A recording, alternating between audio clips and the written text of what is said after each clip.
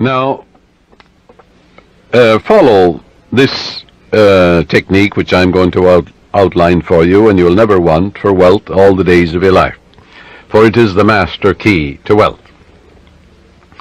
The first step is to reason it out in your mind that God, or the life principle, or the living spirit, is the source of the universe, the galaxies in space, and everything you see. Whether you look at the stars in the sky, the mountains, the lakes, the deposits in the earth and the sea, or all animals and plants. The life principle gave birth to you, and all the powers, qualities, and attributes of God are within you. Come to a simple conclusion, that everything you see and are aware of came out of the invisible mind of the infinite, or the life principle. And that everything that man has invented, created, or made came out of the invisible mind of man. And the mind of man and the mind of God are one, for there's only one mind. That mind is common to all individual men. Everyone is an inlet and an outlet to all that is. Come now to a clear-cut decision that God is the source of your supply of energy, vitality, health, creative ideas, the source of the sun, the air you breathe, the apple you eat, and the money in your pocket. For everything is made inside and out of the invisible. It is as easy for God to become wealth in your life as it is to become a blade of grass or a crystal of snow. The second step, decide now to engrave in your subconscious mind the idea of wealth. Ideas are conveyed to the subconscious by repetition, faith, and expectancy. By repeating a thought pattern or an act over and over again, it becomes automatic, and your subconscious being compulsive, you will be compelled to express wealth. The pattern is the same as learning to walk, swim, play the piano, type, or drive a car. You must believe in what you're affirming. It's not mumbo-jumbo, it's not idle affirmations. You must believe in what you're affirming, like you believe that when you put seeds in the ground, they grow after their kind. And the seeds are thoughts deposited in your own subconscious mind. Realize that what you are affirming is like the apple seeds you deposit in the ground, and they grow after their kind. You can imagine the seeds going from your conscious to your subconscious mind and being reproduced on the screen of space. By watering and fertilizing these seeds, you accelerate their growth.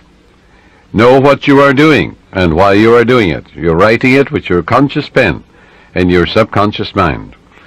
Because you know, wealth is walk down the street and you see it. Can you count the flowers along the road as you drive? Can you count the sands on the seashore? Can you count the stars in the sky? Can you count the wealth that you're walking on? Yes, underneath you. Maybe oil, gold, silver, uranium. Do you ever think of the riches of the sea, the soil, the air? So third step is repeat the following affirmation for about 5 minutes, night and morning. I am now writing in my subconscious mind the idea of God's wealth. God is the source of my supply, and I know God is the life principle within me, and I know I'm alive. And all my needs are met at every moment of time and point of space. God's wealth flows freely, joyously, and ceaselessly into my experience, and I give thanks for God's riches forever circulating in my experience. Step 4. When thoughts of lack come to you, such as, I can't afford that trip, or I can't meet that note in the bank, or I can't pay that bill, never finish a negative statement about finances. This is mandatory.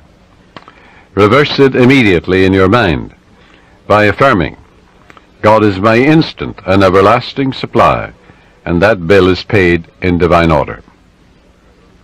If a negative thought comes to you 50 times in 1 hour, reverse it each time by thinking and affirming, God is my instant supply, meeting that need right now.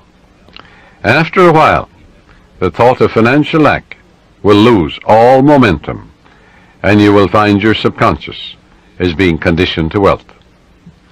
If you look at a new car, for example, never say, I can't buy that or I can't afford it. Your subconscious takes you literally and blocks all your good. On the contrary, say to yourself, that car is for sale, It is a divine idea, and I accept it in divine order through divine love. This is the master key to wealth.